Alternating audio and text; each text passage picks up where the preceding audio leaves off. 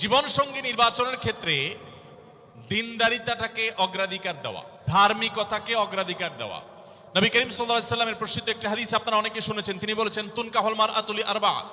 চারটি জিনিস দেখে সাধারণত মেয়েদেরকে বিয়ে করা হয় বা মেয়েরা ছেলেদেরকে বিয়ে করে। চারটি জিনিস, সে চারটি জিনিসে একটি হলো লিমালিহা, সাধারণত পয়সা কড়ি দেখে বিয়ে করা হয়।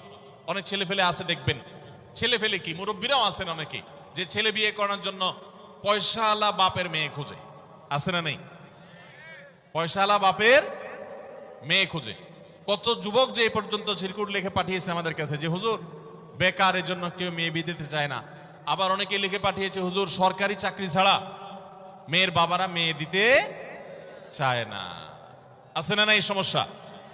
তো নবী সাল্লাল্লাহু আলাইহি সাল্লাম বলেছেন, সম্পদ দেখে অনেকে বিয়ে করে, আবার অনেকে রূপ লাবণ্য চেহারা ছবি দেখে বিয়ে করে, অনেকে সামাজিক অবস্থান প্রতিপত্তি বংশমর্যাদা দেখে বিয়ে করে, আর অনেকে দিনদারিতা ধার্মিকতা দেখে বিয়ে করে। নবী সাল্লাল্লাহু আলাইহি সাল্লাম বলেছেন, ফাজফার বিজাতিদ দ্বীন, তোমরা বিয়ের ক্ষেত্রে এই ধার্মিকতা দেখে বিয়ে করে সেই বিয়ে তোমরা সফল হওয়ার চেষ্টা করবে, কারণ এটাই হলো সুখের মূল চাবিকাঠি।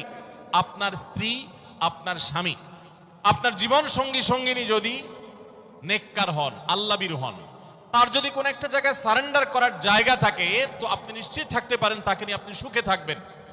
আর যদি সে আল্লাহর কাছে নিজেকে সারেন্ডার না করে, আল্লাহর কাছে নিজেকে আত্মসমর্পণ না করে, মুত্তাকি না হয়, আল্লাহভীরু না হয়, তাহলে তাকে দিয়ে আপনি কখনো প্রকৃত সুখ সন্ধান করতে পারবেন না। এজন্য ভাইরা, দাম্পত্য জীবনের সুখের জন্য দ্বিতীয় গুরুত্বপূর্ণ বিষয় হলো জীবন সঙ্গী সঙ্গে নির্বাচন করার ক্ষেত্রে অন্য যাই থাকুক আর না থাকুক ধার্মিকতা আছে কিনা এটা দেখতে হবে। এটা যদি দেখেন তাহলে সেক্ষেত্রে ইনশাআল্লাহ আপনি সুখী হবেন। ধার্মিকতার আবার সংজ্ঞা কি?